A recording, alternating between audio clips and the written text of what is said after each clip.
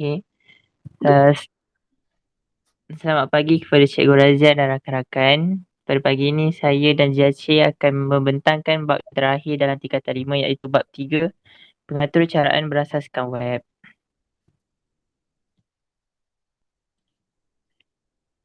Okay, so first sekali pengenalan kepada HTML dan CSS. HTML ialah bahasa markup standard yang digunakan oleh peraker web profesional bagi mereka bentuk laman web. Dokumen HTML ialah konsep bagaimana elemen teks, audio, video serta grafik disusun agar mudah dibaca dan difahami oleh pelawat laman web. Kod HTML atau elemen HTML digunakan untuk mewujudkan sebuah laman web. So HTML tu stands for Hypertext Markup Language. CSS stands for Cascading Style Sheet.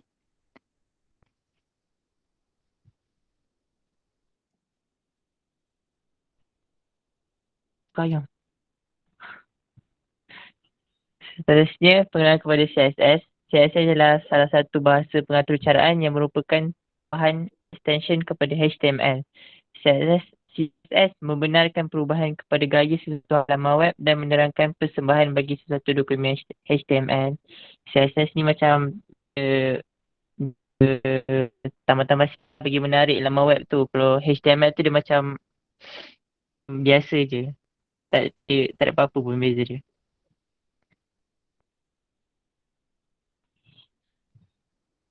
Ini contoh CSS dalam HTML. Contoh dia CSS tu yang warna merah tu. Ada style H1 color blue dengan style. So dia jadikan output dia tu laman web sekolah tu berwarna biru. Kalau tak ada CSS ni tak ada warna merah ni jadi warna hitam je. Biasa.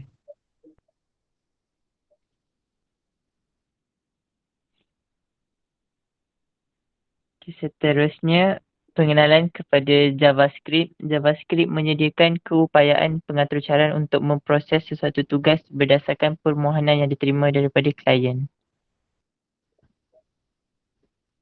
Contohnya,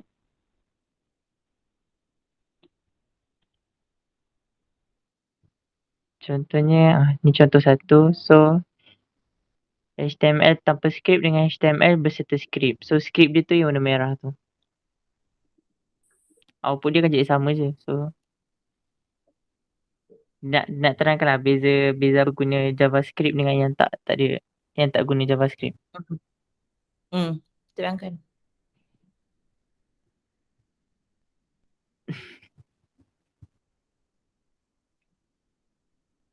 Terangkan, saya pun tak faham sebenarnya JavaScript untuk apa. Tengok dia ada skrip dengan tanpa, berserta skrip dengan without skrip tu. Kalau tak ada skrip apa dia? Dia terus paparkan nombor, lepas tu 5. Awak nampak tak 5 tu kat mana? Dekat tu enter bawah tu je kan? Kat dalam body tu. Bila ada skrip kat situ tu, ada perkataan skrip kat situ tu, maksudnya dia dah skripkan, dia dah categorizekan, dia dah buat groupkan dia untuk dia nak paparkan nombor 5. So kalau document.write maksudnya dia nak paparkan saja document.write 5. Keluarkan 5. Kalau document.read dia akan baca saja document read. Tapi dekat yang situ tak ada, tanpa skrip tu memang tak dapat apa-apa lah. Cuma kalau nak paparkan nombor 5 lah. Kalau nak paparkan nombor 10, nombor 10. Tapi kalau yang dengan skrip, kena open coding script dan close coding script. Lepas tu ada perkataan document.write ke, document.read ke, apa lagi yang awak jumpa kat dalam buku teks. Itu letak kat situ. Itu adalah script berserta script. Script ni lagi macam bersistematik lah. Okay, next. Next adalah konsep aplikasi pelanggan, klien ataupun server. Okay, konsep dia pelanggan ni kita lah. Pelanggan ni kita dengan browser ataupun apa orang panggil lah. Browser ataupun Google lah semua tu. So kita search something untuk dapatkan something tu dekat pelayan. Pelayan tu pula akan paparkan output kepada kita. Lepas tu kita pun dapatlah maklumat tu balik. So dia cycle dia macam tu je lah. So ni pun dia lagi detail lagi. Kita masukkan link tu dalam Google. Lepas tu pelayan tu akan cari akan carilah semua yang berkaitan dengan kita search tu. Lepas tu dia paparkan kita, lepas tu kita pun guna je lah.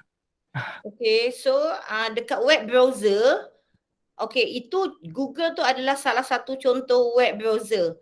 Okay, Google adalah salah satu contoh web browser. Selain itu, awak ada apa lagi web browser? Awak ada apa? Ada Atau apa lagi kalau yang pengguna Apple dia ada? Opera kan? Apa? Safari, Safari. Lagi dia ada apa lagi? Internet browser. Itu adalah web browser. Okay? So awak kalau sebut web browser, awak bukannya Google je. Cumanya Google tu popular. Tapi sebenarnya ada banyak lagi web browser. Okay, yang awak perlu type dekat web browser ke atas tu adalah URL address. URL address ni alamat URL yang akan bermula daripada HTTP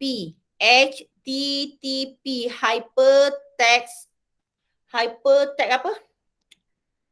Apa? Stand for apa? Hypertext apa? HTTP? Dah saya lupa lah. Stand for apa? Ada satu Hypertext Transfer Protocol. HTT adalah Hypertext Transfer Protocol. Maksudnya dia akan transferkan alamat internet daripada awak. Setiap awak ni ada alamat internet sendiri. So dia akan transferkan untuk you request something dekat dalam internet ni. Okay, so kalau you type HTTP www.google.com, maksudnya awak nak pergi ke pada destination awak adalah google.com. So bila you type HTTP www.google.com, dia dah identify itu alamat awak nak pergi rumah Google. So awak akan enter dekat web browser tersebut, dan web browser tu akan bawa awak ke rumah Google. Kalau awak nak pergi ke Facebook, you type dekat situ Facebook, HTTP www is stand for World Wide Web. Okay, worldwideweb.facebook.com. Okay, itu adalah domain dia. So kalau awak pergi ke Facebook, dia akan hantar awak pergi ke Facebook. Dengan syarat kena ada IP address. Maksudnya ada location awak daripada mana dak ke mana. Awak destination awak, contoh awak di KL, awak nak pergi ke Kelantan. So www.kelantan.com contohnya gitulah. Alright, so itu adalah you punya web browser. Lepas you dah hantar tu, dia akan pergi dekat tempat server dia. Server dia adalah dia identify address you nak pergi mana. Okay? Dia akan hantar you kat situ, and then dia akan return kat you, dan you akan dapat website Google, website Facebook, contoh macam itu. Okay, so yang melaluinya adalah medium yang you nak pergi ke sana tu, you akan melalui satu website. Contoh kat sini you tekan Google kan, you akan melalui satu website. Website tu adalah dia nak create website tu, you kena gunakan HTTP, HTML, CSS, JavaScript macam you buat you punya sistem. Bila you buat you punya sistem, you dah bangunkan you punya sistem daripada zero, daripada kosong, you tak ada buat apa-apa. Tapi you type dekat PHP, you type coding HTML, you type coding PHP dekat dalam Notepad++. Lepas tu you linkkan dengan Apache Tomcat yang mana you gunakan Zempi. Okay, bila you dah Zempi, sekarang ni you punya step adalah contoh macam you buat sistem tu dah cantik dah. Ada Notepad++, lepas tu ada Zempi, lepas tu you ada database MySQL. Benda yang you buat tu adalah internal. So you nak bawa dia kepada keluar, contohnya you nak pergi, maksudnya you nak bawa ke internet ni, you kena ada satu web server. Web server tu yang you dekat gunakan dekat Zempi tu, Apache tu, itu akan link bawakan you ke luar. Maksudnya nanti kalau sistem you kan, you akan dapat, you kena register lah, and then web hosting you kena beli, web hosting, lagi contoh macam sekolah kan. Sekolah ada www.smksbs.edu.my. Itu kena bayar, bukan beli, kita kena subscribe, kita kena sewa. Setiap tahun ada 2 kena bayar. Satu web server, satu lagi web hosting. Web hosting kalau tak bayar nanti dia block you punya website.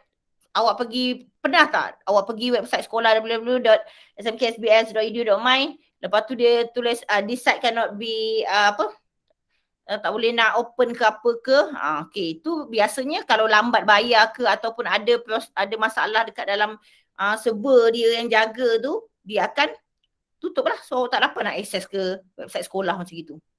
So kalau macam saya cakap tadi, you dah lagi satu step je untuk you nak propose you punya sistem tu keluar. Contohnya kan you dah buat sistem markah murid pelajar tu kan, and then you nak access, you nak jual, contohlah you ada big company, you nak jual dekat government, you cakap saya ada buat satu sistem, sistem saya adalah untuk sediakan markah, sediakan laporan, and then generate student boleh belajar semuanya.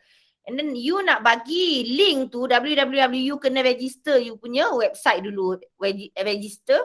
Kalau dekat sini Malaysia kita ada Mynik, kita ada Mynik dekat Minds, lepas tu dia punya web hosting dia dekat Penang. Banyak web hosting internet ni banyak dekat Penang. Then web hosting dia akan jaga, dia akan create dia punya email. So nanti dekat email you belakang macam sekolah kan, @smksbs.edu.my. Itu kita, lepas tu dia kasihlah space berapa yang kita boleh guna dekat storage email kita. And then setiap tahun kita akan bayar. Contoh kalau yang web hosting sekolah kita kena bayar 300. Bayar sewa tau, bukan beli, bayar sewa. And then untuk website pula kita kena bayar RM60 contohnya. So dia akan benarkan kita punya website untuk orang luar nampak. Kalau kita tak bayar, kita tak melalui dia punya server tu, kita tak boleh. Kejap kat Malaysia apa namanya? Saya nak, sebab yang sekolah punya. Yang sekolah punya kita guna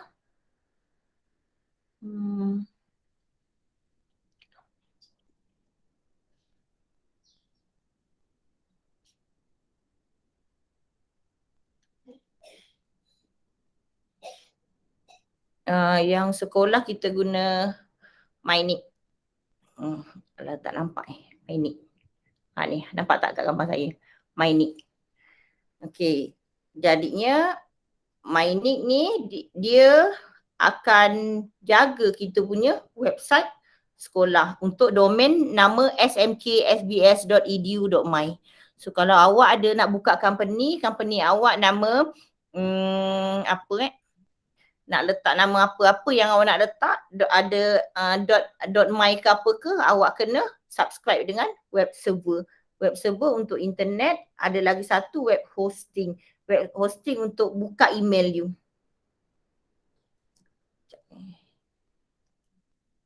Web hosting mahal sikit. Web hosting 300 lebih. Bergantung kepada capacity user. Kalau company besar-besar, capacity user dia pun besar. Okey, boleh sambung dulu. Nanti saya carikan contoh. Imran, sambung. Seterusnya, kelebihan bahasa perskriptan. So, kelebihan dia yang first, laman web menjadi lebih interaktif. So, macam kita tahu ada CSS semua tu, dia lagi mewarnai lah dia punya laman web tu nanti. So, second pula, meningkatkan kebolehgunaan web bagi pelayan yang menyokong pelbagai jenis bahasa perskriptan klien. So, bahasa perskriptan ada banyak, ada PHP semua. Ketiga pula, pelaksanaan tugas yang pantas tanpa penlibatan komputer pelayan. Yang terakhir sekali, pembangun web berkeupayaan menentukan reka bentuk dan ciri-ciri web. Okey, dekat WhatsApp tu saya ada sharekan Mynik official registry for .my. So maksudnya kalau you ada buka company ke apa ke, you ada business ke, you nak buat satu website. Kalau you business kecil-kecilan, you boleh gunakan media-media sosial seperti Facebook ke, Instagram ke, apa ke. Itu yang sendirian Berhad punya. Kalau you ada business, you dah upgrade besar, you takkan nak gunakan media macam gitu. So you mesti kena gunakan website official rasmi. So dekat website tu you kena register, you kena buat sistem. Okay, so biasa orang akan assign satu programmer untuk bangunkan sistem dan dia akan registerkan you under .my ke apa ke. Alright, okay sambung.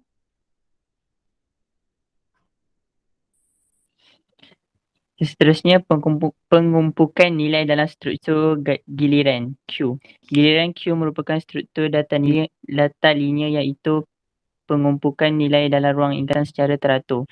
Q boleh membuang nilai lama iaitu nilai yang terawal dimasukkan. Kaedah ini dipanggil FIFO, first in first out. Operasi Q boleh dilakukan menggunakan fungsi push dan shift atau unshift dan pop. So kalau nak guna benda ni dia ada couple dia lah, kena guna dua-dua. Kalau ada push, nak guna push kena ada shift. Kalau nak guna unshift kena ada pop. Kalau guna salah satu tak jadi. So dua operasi penting dalam Q ialah first in Q memasukkan data ke dalam Q. DQ pula membuang data lama dalam Q. Kelebihan dia mudah digunakan dengan hanya memanggil fungsi-fungsi tersebut. Kekurangan dia tidak sesuai digunakan jika mempunyai Q yang panjang atau nilai yang banyak. Nilai-nilai yang perlu digerakkan kedudukannya setiap kali fungsi shift dipanggil dan digunakan. Okay, sekejap Yang ini untuk Q, okay, dia ada first in, first out. Untuk awak punya standard, you akan belajar FIFO, first in, first out. Siapa sampai dulu, dia akan buat dulu. Dia akan keluarlah dulu. Dia sebenarnya ada lagi konsep last in, first out. Okay, ada kejap saya lupa lah. Saya belajar. Okay, sambung dulu. Nanti saya ingatkan semula.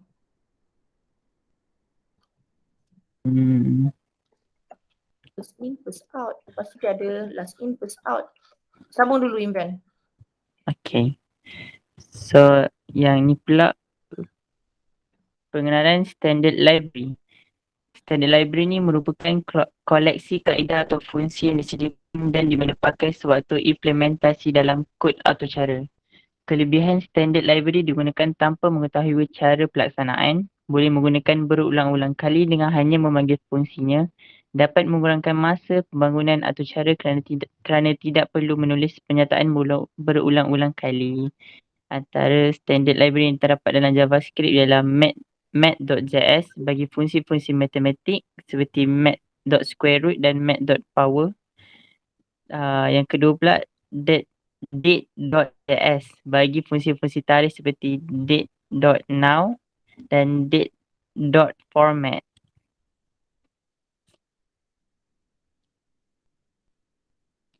So ni antara fungsi-fungsi dalam math.js ada boleh tambah, boleh bahagi, boleh darab, boleh tolak. So kita tak payah nak turun. Tak payah nak ini kiranya dia sediakan you formula. Okay, formula ni maksudnya you kena sediakan nombor je. You ready dengan nombor je. Sebab bila you ready dengan nombor, dia akan tolong kirakan untuk you. So fungsi math JavaScript ni dia sediakan satu formula lah. Kan kita ada belajar yang mana you nak buat formula sendiri ke ataupun you nak guna formula dia ke.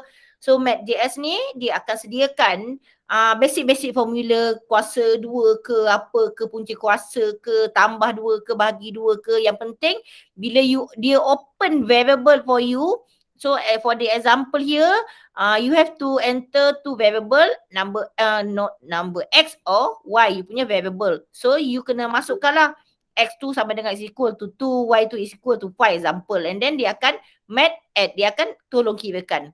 Berbeza dengan lagi satu, you kena guna you punya formula you sendiri. Kalau you rasa you punya pengiraan tu, calculation tu you complicated, then you have to add some element like you nak kena ada punca kuasa ke, and then you ada nak apa banyak-banyak ke, you nak ada combination formula, then you have to add on. Ini adalah yang ready made punya.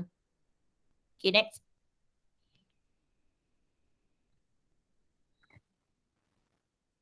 Ini pula date.javascript dan fungsi-fungsi dia antaranya ni lah. Ada date today menghasilkan tarikh hari ini, date.parse menukar bentuk objek kepada bentuk objek date.today .add.days menambah hari kepada hari ini. So kalau nak guna benda ni just panggil je. Kena tulis lah dalam coding tu.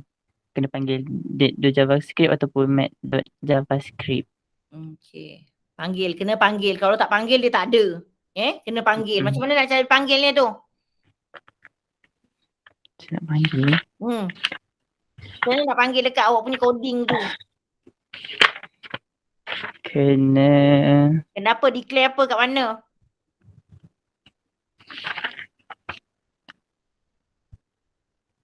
Dia kena tulis script src apa benda tu? SRC adalah source sumber nak dapatkan daripada mana? SRC. SRC lepas tu tulis mat.js. Yes. So itu adalah you punya coding untuk panggil mat.js ke date.js ke apa ke. Jadinya dia akan dapatkan sumber daripada formula yang dia dah ready tu sendiri. Okay. Next. Then.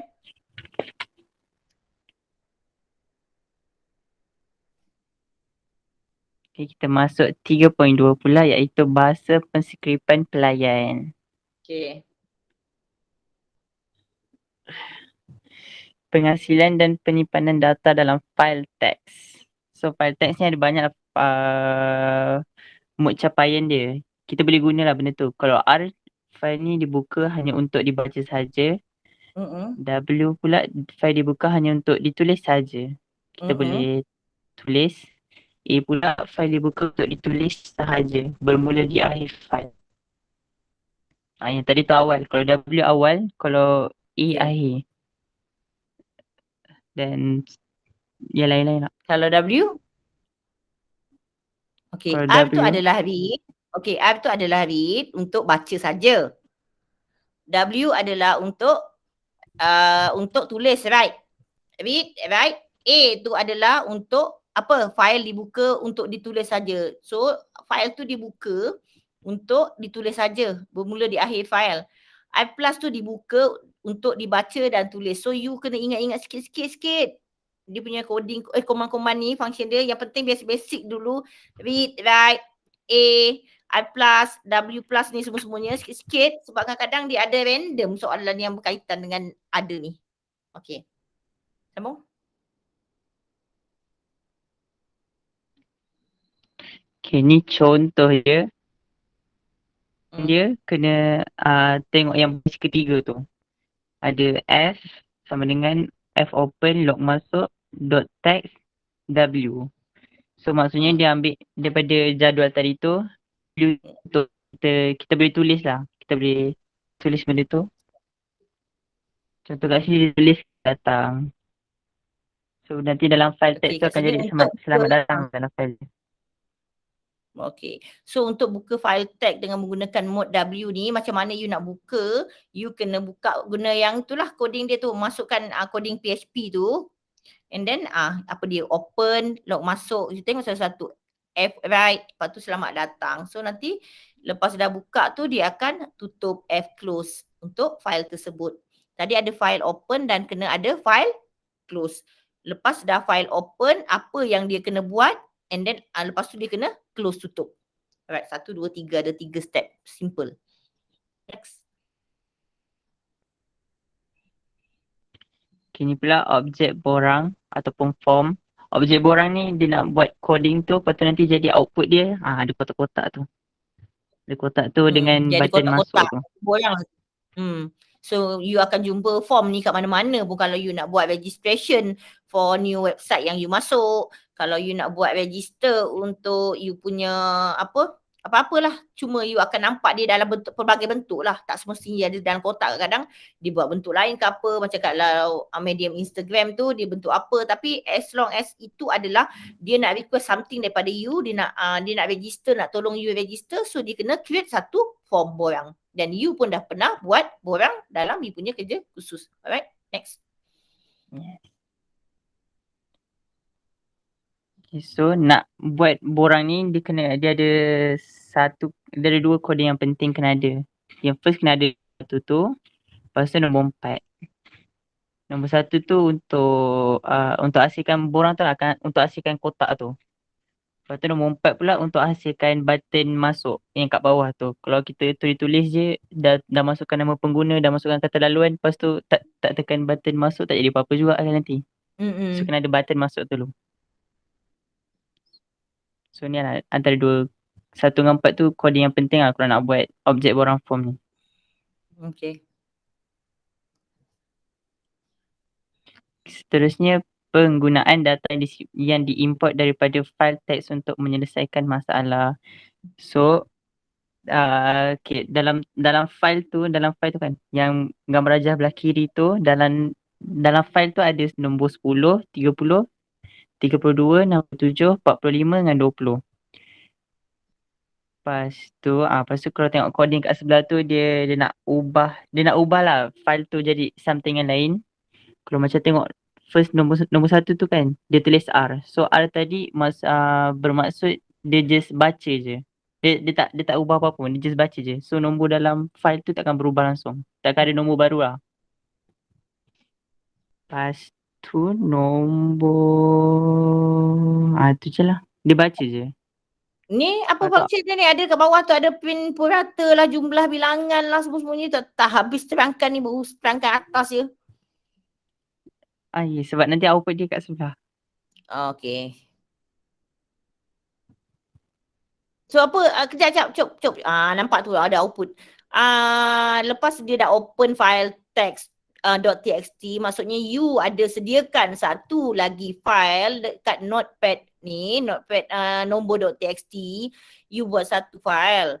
And then you dah open satu file, you enter any number yang you nak masukkan, you susun nombor tu, and then you ada klik lah, letaklah comma dash, comma 30 nombor-nombor lah, nombor 1, 2, 3 bla bla bla bla. And then dekat coding PHP you akan buat coding PHP, open dulu file tersebut. Kalau you tak open file tersebut, dia tak akan buka, dia tak akan trace, tak akan jumpa notepad nombor.txt punya file. Lepas you dah open, apa dia punya coding kedua tu saya nak you explainkan. While F apa tu? Dia tak nampak tu, EOF apa benda tu. Lepas tu array number, lepas tu array apa masuk ARR number tu, and then explode apa benda tu, lepas tu dapatkan nombor daripada apa file tu. Lepas tu bilangan tu semuanya apa, you tak explainkan tu, bilangan sama dengan berapa. Dia akan kira dulu, dia dah buat satu coding. Coding tu memula first dia akan panggil dulu open. Lepas dah open, dia akan identify dulu. Identify maksudnya nak tahu ada berapa bilangan dia, ada berapa jumlah dia, and then untuk bilangan dengan lebih kecil daripada kosong apa dia. Selepas dia dah identify satu-satu tu, barulah dia akan pergi kepada operasi yang mana dia nak buat. Sama ada dia nak buat purata ke, dia nak kira jumlah ke, dia nak print purata ke, dia nak print jumlah ke, dia nak buat apa ke, dia nak buat apa-apa. Lepas tu dia dah pergi kepada operasi tu, barulah dia close file, tutup file yang dibuka. F close.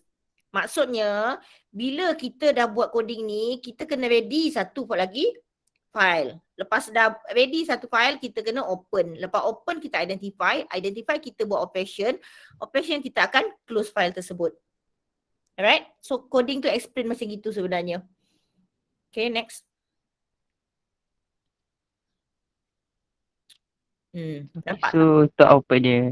Dan nanti output dia jadi macam tu. 10, 30, 32 maksudnya dia susun line by line. Apa dia punya coding, back semula lagi. Apa coding yang menyebabkan dia 10, 30, 32 dia dah susun ke bawah. Tengok back dia tadi. Okay, siapa boleh tolong saya, mana coding yang boleh menyatakan dia kena susun tu? Nombor 4 sampai nombor 5. Nombor 4 dengan nombor 5. Okay, nombor 4 bilangan. Dia identify dulu. Nombor 5 dia buat apa? Ini awak tengok output dia susun tak? Cuba tengok, next. Output dia tak susun. Maksud saya dia tak order by apa, ascending ke apa ke, tak ada. Dia just paparkan semua, senaraikan. Okay, back semula lagi. Okay, apa maksud nombor 6 tu? Print array number tu. Itulah yang awak kena print, keluar paparkan. BR tu apa dia? BR tu enter new line baru. Lepas tu nanti dia sekali dengan jumlah BR. Lepas tu dia akan jumlah. Setiap kali dia enter ke bawah, dia akan jumlahkan nombor tu. Dia akan enter, jumlahkan. Sampai last kali dia akan total jumlah. Lepas dah jumlah automatik dia akan bahagikan dengan purata. Sebab kat atas tu dia dah count untuk bilangan dulu.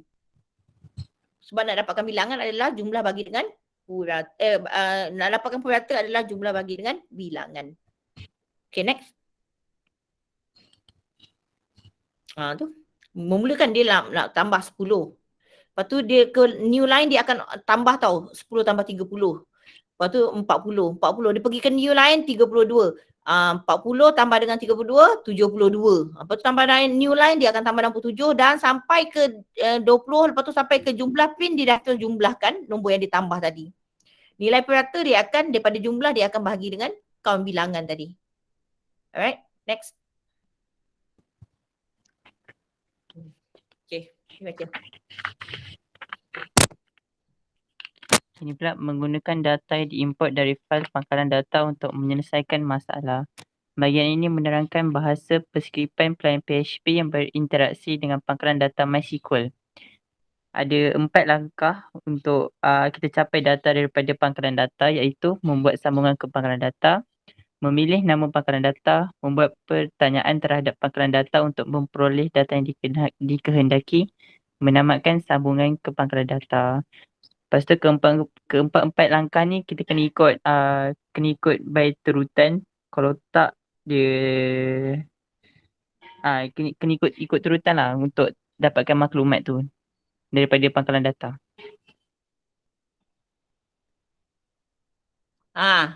Kena buat connection dengan pangkalan data. Dah buat PHP, jangan tak ada buat connection dengan pangkalan data. You ada kena connection dengan pangkalan data baru boleh ada coding dia. Okay, next. Tunjukkan saya contoh coding dia untuk sambung ke pangkalan data. Muhammad Imran.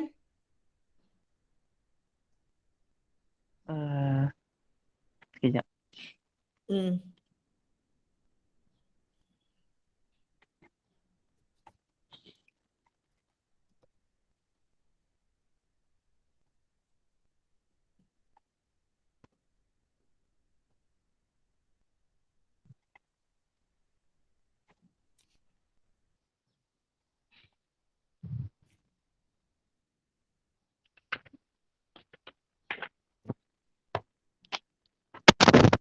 Saya tak buat contoh. Dalam buku teks ada.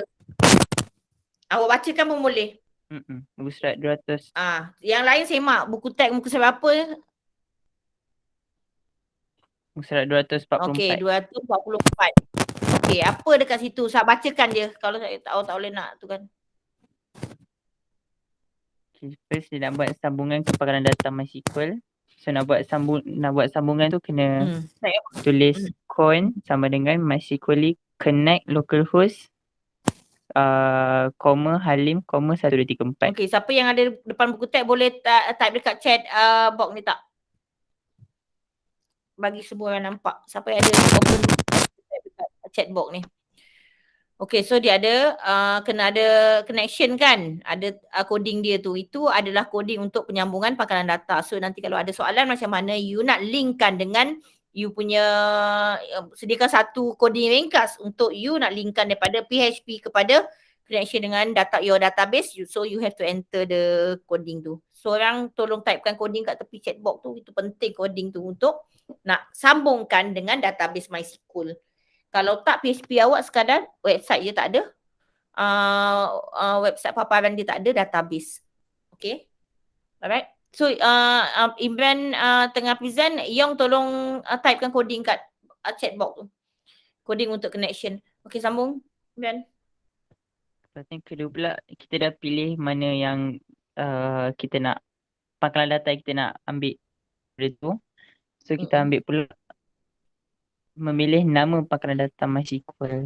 So contoh dia MySQL select underscore DB DB pelajar. Kita ambil jadual kita ambil jadual lah daripada pangkalan data tu. Pangkalan data tu ada jadual. So kita ambil yang pangkalan data tu besar. So kita ambil yang khusus yang kita nak tu lah. Yang kita nak ambil daripada data tu. Lepas tu membuat pertanyaan terhadap pangkalan data untuk memperoleh data yang dikehendaki. Macam mana you buat pertanyaan query ataupun dikenali sebagai query? Macam mana you buat pertanyaan untuk pangkalan data?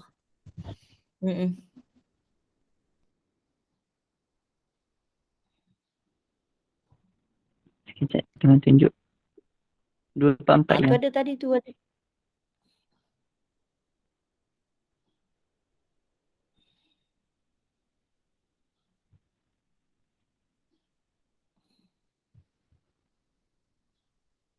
Okey, yang tu. Yang bawah Okay. sekali, nombor 3 tu. Okay, betul. So dekat sini dia adalah satu contoh untuk you nak query hasil. So dekat situ you kena gunakan simbol dollar.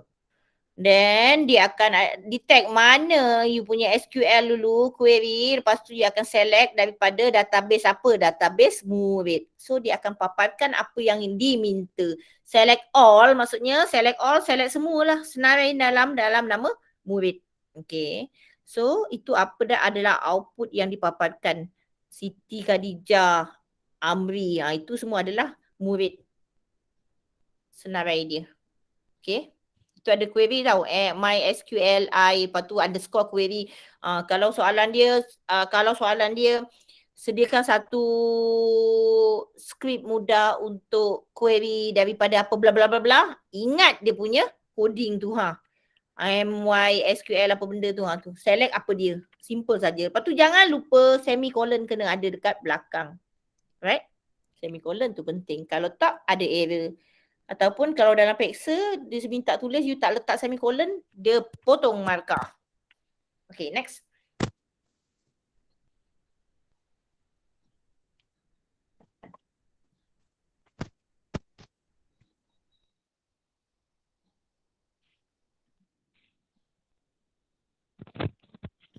Okay, next. Yang ni last sekali. Pangkalan data. First, pangkalan data tu macam kita buat masa kerja khusus tu. Buka ZMP, lepas tu select Apache dengan MySQL. Lepas tu kita startkan dia. Okay. So tu first. Lepas tu second pula mengemas kini pangkalan data. Mengemas kini pangkalan data tu macam apa yang bab sebelum ni yang Aiman dengan Syahri terangkan tu. Kita ada delete lah, ada insert lah, ada apa lagi yang macam Aiman terangkan lah masa bab lepas. Kita kemas kini pangkalan data tu. Lepas tu yang ketiga pula membuat sandaran backup pangkalan data. Kita buat backup sebab benda ni kan Awak punya mic kenapa problem berbunyi kok. Yang lain dengar tak? Berbunyi macam bising-bising sikit. Daripada tadi. Dia kalau dia kadang-kadang je. Tapi tak pula juga berbunyi. Okay, awak pakai apa? Laptop ke? Handphone ke? Saya pakai handphone. Tapi saya pakai headphone. Oh, you pakai headphone. Okay, boleh. Tapi dengar suara clear. Cuma ada macam bunyi sikit kacau. Okay, boleh lagi sambung. So, nombor 3 ni kita So, kita buat backup pangkalan data lah. Untuk kod benda tu tiba-tiba error ke. Ada file tu tiba-tiba kena delete ke. So, kita kena buat backup. Lepas tu nombor 4 pula memulakan restore pangkalan data. So tadi tu kita dah buat backup. So katakanlah benda data dalam MySQL, kita buka ZMP tu, data dalam tu hilang. So kita restorekan balik apa yang kita dah backup tadi. Kena restore, kena backup. Kalau macam dekat WhatsApp you pun ada backup. Sini pun you kena backup. Okay, next. So itu sahaja dah 31 sampai 3.2 daripada saya. Seterusnya 33 akan sambung oleh Jiaci. Okay, thank you Mama Imran. Okay, so sambung dengan Yong. Okay. Saya sambung. Cikgu boleh dengarkan? Boleh dengar. Okay, so saya akan present untuk topik 3.3 laman web interaktif. So, mula-mula kena terangkan dulu untuk prinsip asas reka bentuk laman web, dan prinsip ini adalah dasar kepada perkembangan atau sesuatu pembinaan kepada laman web tersebut. So, ada total 7 prinsip yang kami perlu rujuk. Yang pertama ialah jenis persekitaran web yang dibina, perbezaan elemen dalam web, penekanan maklumat dalam web, tipografi, warna dan grafik, navigasi dan keseimbangan visual. Okay. So, kejap, back bersama kita ni. Okay, so ini adalah prinsip asas reka bentuk laman web. So, kalau you as a web developer, you akan tanya dulu info-info berkaitan dengan ni. Contoh, you nak buat website tu untuk apa? Untuk educational, untuk pendidikan. Lebih kepada apa? Kanak-kanak ke? Siapa target user you? Kalau target user you adalah kanak-kanak kindergarten, so you punya website mestilah ada elemen website macam mana, menarik perhatian, colourful, semua-semuanya. Compare dengan kalau you nak buat standard government punya website, contoh website sekolah ke website government ke apa ke, and then you mungkin you ada warna yang dia perlukan, contoh dia nak warna biru standard, so you minta dia colour, you minta dia apa info dalam dia, and then nak ada grafik banyak ke ataupun tak nak. Kadang-kadang kalau yang standard punya rasmi dia tak nak banyak-banyak main-main macam gitu, colour sangat banyak-banyak. And then dia tak maulah ada ikon-ikon yang macam tu, tapi dia nak ada interaktif dengan ataupun kadang-kadang dia one way communication, just dia nak deliver on something. So you just one way, if you have any queries ke, ada pertanyaan ke apa, you have to contact dia sendiri, tak mau serabutkan dekat dalam website tersebut. Compare tu yang kalau you nak buat marketing punya website, and then you ada nak nampakkan client you review from you punya product, and then this hotel is okay ke apa ke, semua-semua nak nampak review, and then user yang masuk you punya website tu dia akan baca review dulu dekat situ. So it depend on the user. Kalau user tu nak website tu macam mana, okay, you as a developer you kena fokuskan apa yang dia nak ni. Ini adalah prinsip-prinsip dia, maksud dia kena ada keseimbangan, navigation, color, tipografi, info, apa dia, jenis, semuanya. Alright, next. Okay, untuk prinsip pertama, jenis persekitaran web yang dibina. Ini merangkumi beberapa faktor teknikal, antaranya ialah kesesuaian penggunaan pelbagai jenis pelayar, kelajuan capaian internet, keperluan perisian sokongan untuk paparan, kepelbagaian sistem komputer dan peranti mudah alih serta kepelbagaian saiz paparan monitor. Dan kami juga kena mempertimbangkan tentang jenis pelayar yang digunakan untuk melayari laman web tersebut. Dan antara jenis pelayar yang common ialah yang ditunjukkan Internet Explorer, Google Chrome dan Firefox.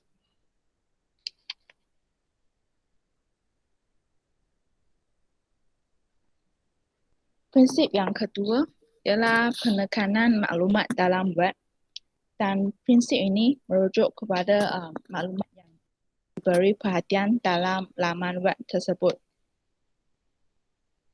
So untuk prinsip ini kami perlu menekankan poin-poin yang penting dan harus yang anda nak tunjukkan pada pada orang lain yang melayar web tersebut. Dan terdapat beberapa cara untuk yang boleh digunakan untuk menarik perhatian dengan prinsip ini. Antaranya ialah penggunaan kesan khas seperti drop shadow dan cahaya atau bentuk. Yang kedua ialah penggunaan ruang putih.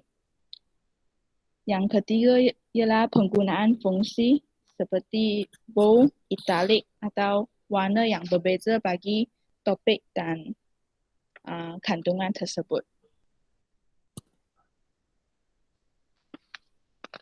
Prinsip yang seterusnya ialah perbezaan elemen dalam web. Konsep ini digunakan untuk menghasilkan tarukan visual terhadap suatu elemen yang ingin ditekankan. So, dia juga ada beberapa cara untuk perbezaan yang digunakan untuk prinsip ini. Yang pertama ialah penggunaan label dan pautan yang berbeza. Yang kedua ialah penggunaan border warna yang berbeza. Yang ketiga ialah penggunaan ruang putih, teks terbalik, teks berhuruf condong iaitu italik, dan juga saiz teks yang berbeza. Yang last sekali ialah penggunaan prinsip perbezaan warna yang dapat memberi kelainan. Boleh rujuk contoh gambar yang dalam slide tersebut. Yang warna biru itu adalah butang login yang memberi penegasan kepada pelayar tersebut. Seterusnya ialah prinsip tipografi. Dan yang ni maksudnya ialah penyusunan teks yang dipaparkan dalam sebuah laman web. Dan terdapat beberapa contoh corak penyusunan teks bagi laman web. Boleh mengikut gaya seperti corak paparan berasaskan kertas, corak paparan secara Z-shape, corak paparan secara F-shape, dan juga dalam gambar ni adalah corak penyusunan teks berasaskan skrin. So, antara panduan untuk tipografi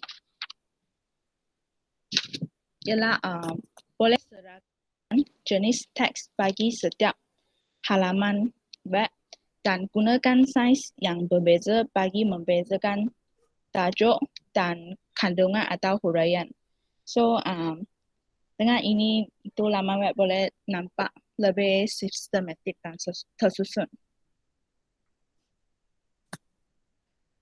Seterusnya ialah prinsip warna dan grafik. Dan penggunaan warna dan grafik ini dapat menonjolkan imej dan identiti sebuah laman web. Ia juga dapat menarik perhatian pelawat serta meningkatkan keboleh bacaan. Jika kami menggunakan atau memilih warna yang terlalu banyak atau terlalu berwarna-warni, ia akan membuatkan pembaca itu berasa serabut dan tengok dan fokus untuk poin-poin tersebut. Seterusnya ialah keseimbangan visual. Yang prinsip ini merujuk kepada gabungan elemen visual seperti garisan, image, teks, bentuk dan warna dalam sesebuah laman web tersebut. Dan kami perlu mementingkan untuk penggunaan unsur grafik dan image dahulu. Yang terakhir adalah prinsip navigasi. Prinsip ini merujuk kepada struktur laman web yang akan memudahkan seseorang pengguna untuk melayarinya. Konsep ini akan memberikan pengalaman kepada pelawat laman web untuk untuk melayari itu laman web mengikut kecekapan mereka masing-masing. So, antara teknik navigasi ialah bar navigasi, breadcrumbs, sitemap, menu drop down, dan pautan menggunakan grafik. Dalam gambar tersebut ada menunjukkan web tourism Malaysia yang menggunakan pelbagai teknik navigasi. So, ia akan nampak lebih cantik dan lebih senang untuk orang lain untuk melayari web tersebut.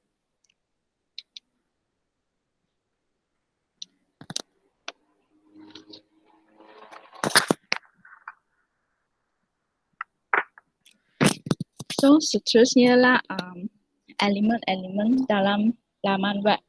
interaktif. Ada yang terdapat, ada point yang tadi Imran telah mention. Antaranya ialah objek borang form dalam laman web. Yang kedua ialah sambungan kepada komputer pelayan iaitu web server. Yang ketiga ialah kemudahan mengemas kini data yang diperoleh dan simpan semula ke dalam pangkalan data. Yang keempat ialah carian maklumat berdasarkan permintaan daripada pengguna.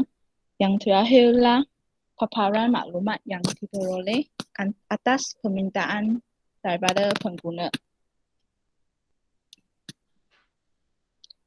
Itu sahaja daripada kami untuk slide. Tapi hari ini macam tak sempat nak siapkan kuis. Okay, sambung esok untuk quiz online quiz tu. Okay, thank you Yang, good job. Okay, so hari ni kita belajar ulang kaji bab 3 yang mana laman web interaktif. Tadi yang Muhammad Imran dah explain pasal database, macam mana nak buat connection, apa dia semuanya. And then yang pula macam mana kita nak gunakan prinsip dekat dalam untuk mereka cipta satu laman web yang interaktif. So biasanya kalau dia letak tajuk ni adalah tajuk yang terakhir. Maksudnya kalau dah habis you dah habis PM ke, so you akan kalau you nak jadi website developer ke, website programmer ke, so you dah nampak lah gambaran apa yang you tu. At least benda ni biasa kalau kat dalam kursus dia akan ada satu subjek khas untuk website developer. Contoh kalau you ambil sains komputer dekat degree ke apa ke you ambil computer science. So dia akan ada satu subjek khusus yang khas untuk buat website je, membangun website je. So you akan lebih belajar pasal website. Macam nak buat interaktif, macam mana nak buat color, macam mana nak buat iklan punya. And then you punya assignment pun nanti you kena hasilkan satu website. Contohlah untuk you ambil sains komputer bahagian tu. And then walaupun you ambil subjek, contohnya you ambil computer science, and then you akan nak belajar database. Database pun you akan belajar satu lagi tajuk ataupun satu subjek lain, yang mana subjek tu cuma database je. Basic database dengan advanced database lanjutan. So basic database you akan belajar juga benda SQL ataupun asal sekali mula basic one punya you akan belajar macam mana cara nak simpankan data, kumpulkan data, contoh daripada Microsoft Excel ke. Lepas tu you akan upgrade ke tinggi. You akan pergi ke MySQL, and then daripada MySQL you akan pergi SQL yang sebenar. MySQL tu adalah anak SQL tau. Lepas tu ada SQL yang sebenar, and then you akan pergi lagi kepada satu pangkalan base yang besar, contohnya macam Oracle ke apa ke. Itu pangkalan database yang paling besar. Kalau government ataupun kalaupun nak heavy user untuk data website yang besar, dia tak akan pergi kepada MySQL tu. MySQL tu train you kalau untuk buat website kecil-kecil. MySQL dekat yang you punya Zempi MySQL. Tapi untuk satu database yang besar, you tak akan guna MySQL pun, you akan guna SQL punya software yang besar yang lain. Contoh macam saya sebut tadi Oracle. Oracle tu memang ada satu web server dia memang khas untuk tu. Tapi once you dah belajar coding, select lah apa tu semuanya tu kan, select all ke apa ke, edit ke, drop table ke apa ke, you akan bawa coding tu sama. Sebab coding tu tak berubah-ubah pun. Coding database adalah benda yang sama. So you pergi daripada basic database, advanced database, pergi SQL yang besar, you akan guna saja coding yang sama. Select lah apa ke, cuma dia akan improve coding tu, tambah lagi coding tu. Alright, nanti kalau you ambil computer science juga, you akan belajar satu lagi khas untuk programming. Kalau programming dia khas programming je, you buat coding apa, coding kira ini, kira itu, kira ini, bla bla bla bla bla, dia akan fokus kepada coding. So itu adalah roughly apa yang you belajar. Sebenarnya you belajar sains komputer tingkatan 4 dan tingkatan 5, you cuma ambil petik sikit untuk basic. Tapi walaupun basic tu, itu dia dah kira macam bawa you kepada you dan expose you kepada dunia computer science. Dunia computer science sangat besar. Dunia computer science bukan lepas ni jangan cerita yang kau kan pandai komputer, kau kan pandai sains komputer, kau kan sains komputer mesti tahu pasal apa betulkan ini ke ni. No, you kena tengok bidang sains komputer sangat besar meluas. Dia ada networking, dia ada software, dia ada hardware dua. Dia hardware, dia ada software. Hardware pula dia pergi kepada networking. Networking tu barulah ada yang kita dah belajar LAN untuk macam mana internal punya, and then hardware lagi apa lagi yang dia punya you akan belajar benda tu daripada luar device sampailah ke dalam macam arithmetic logic unit, motherboard semua-semuanya. And then kalau kepada software barulah pada sistem ke programming ke database ke apa ke, itu lebih kepada software. Jadi kalau nak minta apply untuk computer system, dia ada contoh degree in computer science dalam kurungan computer hardware. Dalam kurungan lagi computer software. So you dah nampak, you rasa you tak mahu benda-benda yang berkaitan network, you nak fokus kepada software. So you boleh pilih kepada software. Dia akan belajar pasal database semuanya. Tapi kalau dah masuk kepada bidang computer science, you tetap akan belajar basic-basic yang lain juga. Macam networking ke apa ke, semua you kena tahu. Okay, so besok kita akan sambung kepada quiz online. Dan lepas tu dalam buku teks ni ada ulang kaji tak, Yong? Soalan ulang kaji. Minggu lepas you dah buat perbincangan. Kita akan besok kita akan tengok apa yang you dah bincang. And then yang lain tugasan untuk awak adalah sediakan jawapan untuk awak punya ulang kaji latihan. Contoh Yong dengan Muhammad Imran dah buat latihan ini, so dia buat ulang kaji tu, sediakan tu, and then masukkan dekat dalam folder yang Amni nanti tolong share folder tu dekat dalam group. So masukkan dekat dalam situ, kita buat ulang kaji, kita tengok satu one by one. Okay, so habis dah untuk sesi yang betul-betul fully online PDPR ni. Next week adalah saya pun dah start sekolah, saya pun dah start bertugas. Okay, so dah ada rotation, maksudnya siapa yang kena hadir ke sekolah, dia akan bersemuka datang ke sekolah. Yang mana dekat rumah akan dapat tugasan saja. Saya tak mengajar online lagi untuk yang kat rumah sebab benda ni run sekali jalan. Isnin dengan Selasa jadual saya 2 masa. Okay, 2 masa maksudnya fokus untuk sains komputer. Waktu berapa 2 masa. So minggu depan 4 masa untuk yang bersemuka dengan saya. Okay. Then yang kat rumah dia akan buat ulang kaji ke, memang you kena self study sendiri. Siapa yang tak ada datang sekolah saya, memang kita cikgu dah tetapkan siapa yang bersemuka, cikgu akan fokuskan kepada yang bersemuka dulu. Okey, cikgu akan bagi fokus pada yang bersemuka. Siapa yang datang esok, saya akan check dulu kerja khusus dia apa ke semuanya. And then dekat rumah PDPR online, Google Classroom ke apa ke, aktiviti kau kena buat. And then next week saya akan jumpa siapa yang duduk kat rumah ni. Saya akan tengok pula dia punya kerja khusus dia ke apa ke. And then kalau you dah start exam yang elektif, saya akan ambil awak untuk duduk kat makmal, siapkan kerja, saya tunggu dengan saya. Yang group A ni pula akan buat tugasan yang sama dengan yang siapa yang buat minggu depan tu. So dia akan switch tukar, rotate. So lepas dah siap kerja khusus tu, barulah itulah sebenarnya dah saya tak tahulah tarikh exam bila berapa bulan. Tahulah, tapi itulah. Saya kalau start bersemuka, maksudnya ini memang dah saya tak ada meet lagi yang untuk ni. Sebabnya macam mana saya nak buat meet? Saya mengajar dekat bersemuka dan saya kena bagi yang kelas online tu. Okay, ada soalan apa-apa tak? So saya harap awak faham. Kalau boleh datang sekolah sebab apa? Sebab nak datang sekolah dengan SOP. Jangan cakap awak tu. Sekarang ni kita dah boleh rentas negeri pun. Janji awak jaga diri awak sendiri. Kekalkan, jangan dekat-dekat, jangan berbual dengan kawan sangat ke apa ke, jaga SOP, jangan tu sangat buat ala awak sendiri. And then benda ni bukannya awak boleh kena berkurung je kat rumah macam gitu. Tak boleh. Sebab awak akan exam juga, awak akan jumpa orang juga. Memang awak akan jumpa orang, awak takkan duduk kat rumah je. Okay, lepas yang kata nak cukupkan fully vaccinate, vaksin second dose apa tu, itu awak tunggu tu lah. Itu awak, so parent awak hantar surat semua-semuanya. Yang mana yang terlepas ke apa ke, saya tak tahu. Kalau yang untuk exam itu kena deal sendiri dengan pihak sekolah. Okay. Apa lagi nak cakap? Untuk esok kita jumpa lah, esok last lah yang tu. Lepas tu bersama muka, lepas tu datang. Kalau boleh datang sekolah, saya nak datang. Saya nak awak siapkan kerja sekolah. Tapi awak tinggal lagi berapa bulan sebelum cuti sekolah bulan 12. Dia tahun depan fokus exam je lah. Buat latihan je lah. Teknik menjawab. Ada soalan tak? Ada soalan tak? Okay, ada.